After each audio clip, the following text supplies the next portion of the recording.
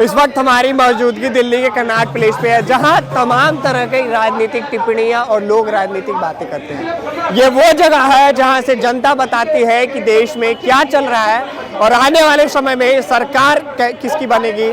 इसके साथ ही लोग ये भी तय कर देते हैं कि सरकार की वर्तमान स्थिति कैसी है और कामकाज कैसा है।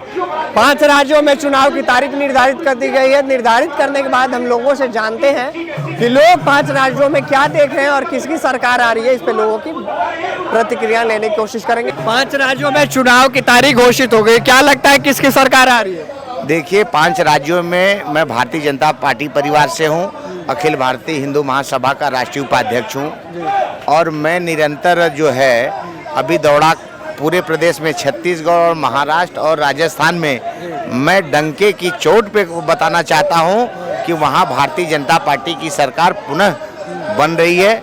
हमारा नहीं, वहां के प्रदेश में जो कार्य माननीय मध्य प्रदेश में शिवराज सिंह के द्वारा, या अभी देखो छत्तीसगढ़ में भूपेंद्र सिंह बघेल की सरकार थी, हाँ, तो इसलिए भारतीय जनता पार्टी पुनः जो है 2023 में आ रही है। इसमें कोई कहने की बात नहीं है। विपक्ष कुछ भी कहे, अब विपक्ष के पास में कोई मुद्दा नहीं रह गया है। सब युवाओं में जोश है, माननीय प्रधानमंत्री जी को लेकर के युवाओं में जोश है कि कुछ भी हो जाए। देश का जो हमको प्रधानमंत्री माननीय नरेंद्र मोदी जी के रूप में मिला हुआ है, उसके वजह से भारतीय जनता पार्टी पुनः सरकार में आ रही है। विपक्ष बार बार ये आरोप लगा रहा है कि महंगाई बढ़ गई, बेरोजगारी बढ़ गई सरकार में। देखिए, विपक्ष तो कुछ भी लगा देगा। अभी विपक्ष आपके सामने बोला कि 2024 का चुनाव है, गठबंधन इंडिया के नाम से चुनाव लड़ेगा।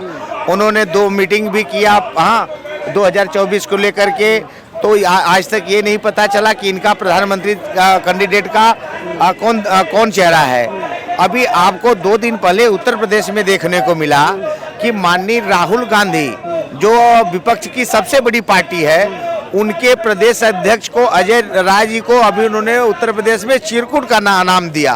अब बताइए, जब कांग्रेस के साथ वो लोग गठबंधन कर रहे हैं, राहुल गांधी जी को अपना नेता मान करके उनके नेतृत्व में INDIA का नाम दिया जा रहा है। उसके बाद में कैंडिडेट भी नहीं, प्रधानमंत्री का कैंडिडेट भी नहीं घोषित हो रहे हैं और बीच में सुनने को मिल रहा है कि अभी कांग्रेस के अध्यक्ष उत्तर प्रदेश के चिरकुट है। अब इसको देश की जनता, देश की युवा जनता ही बता सकती है कि अखिलेश, राहुल, अरविंद केजरीवाल या ममता दीदी अब क्या करने वाली है देश में। ये देश की जनता बकायदे 2 दिन पहले माननीय अखिलेश यादव जी के स्टेटमेंट को पढ़ लिया है, इसलिए अब ये लोग बौखलाए हुए हैं। इन लोगों की संतुलन जो है, मानसिक संतुलन बिगड़ गई है।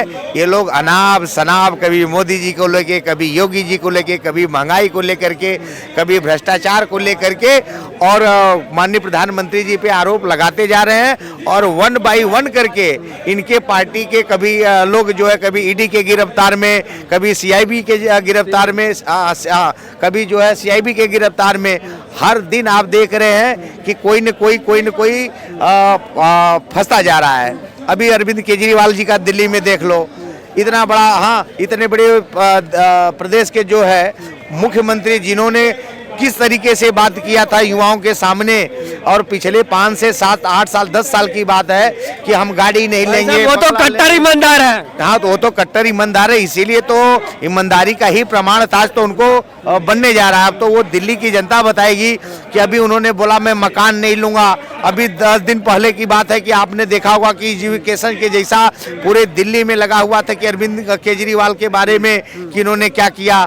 संजय सिंह जो है बार बार चिल्लाते थे कि मोदी जी हमको जवाब नहीं दे पाएंगे, ये नहीं करेंगे, क्या क्या उन्होंने स्टेटमेंट राज्यसभा में नहीं दिया देश के प्रधानमंत्री को।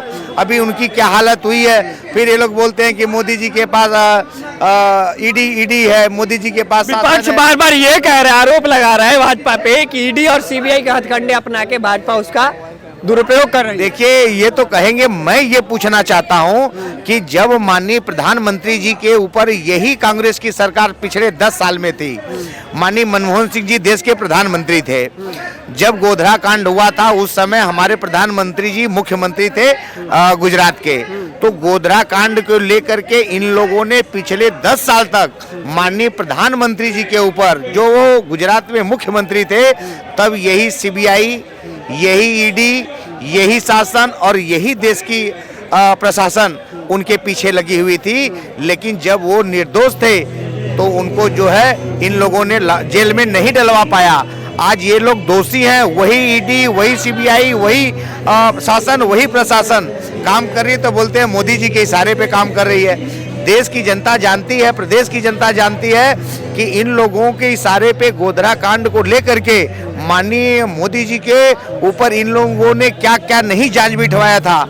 तो देखिए, जो चीज़ सत्य है वो सत्य इन लोगों को कहने दीजिए। और ये लोग कहते कहते अपने आप को एक एक करके तिहाड़ में देखने को युवाओं को मिल रहा है कि जैसे जैसे लोग आरोप मोदी जी को लगा रहे हैं, 1 बाय 1 सबका जो है तिहाड़ जेल में एक एक रूम जो है बढ़ता जा रहा है। इसलिए देश के युवाओं पे कोई प्रभाव पड़ने वाला नहीं है। माननीय प्रधानमंत्री जी 5 राज्यों को लेकर अब क्या कहिएगा? छत्तीसगढ़, मध्य प्रदेश, राजस्थान, देखिए 5 राज्यों में भारतीय जनता पार्टी की सरकार बनने जा रही है और देश के युवाओं से आया, खुद आप सर्वे करा करके खुद आपको मालूम होगा, आप मीडिया में हैं कि भारतीय जनता पार्टी के कार्यों को लेकर के पूरे प्रदेश में, पूरे भारत में ठीक है चुनावी माहौल है, मुद्दा होता है, पक्ष है, विपक्ष है, लेकिन भारत की जनता भली भांति जान गई है कि कहाँ हमारा फायदा है, कहाँ किसके साथ हमारा नुकसान है। माननीय प्रधानमंत्री जी को, माननीय योगी जी को, माननीय पार्टी के सभी पदाधिकारी भारतीय जनता पार्टी के खूब जो है भारत की जनता जो सराहना दे रही है, इसलिए वापस भारतीय जनता पार्टी की सरकार बन रही है। धन्यवाद। तो आपने देखा, हमने धीरज सिंह जी से बात की, इन्होंने बताया कि जो काम है उस काम के बल पे सरकार बनेगी और बाकी जनता के हाथ में है, देखना। फेडरल भारत यूट्यूब चैनल को लाइक और सब्सक्राइब करें और बेल आइकन दबाकर लेटेस्ट अपडेट पाएं।